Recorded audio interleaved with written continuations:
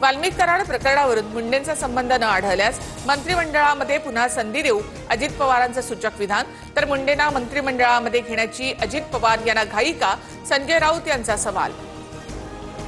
संतोष देशमुख यांच्या कुटुंबियांना विष देऊन मारून टाका आणि मग धनंजय मुंडेंना मंत्रिमंडळामध्ये घ्या, करुणा मुंडेंचा धनंजय मुंडे यांच्यावर निशाणा। वाल्मिक कराड आजही जेलमधून अनेक गोष्टी करतो, माझ्या समोर बसलेल्या माणसाला वाल्मिक कराडचा फोन आला, अंबादास दानवेंचा गंभीर आरोप।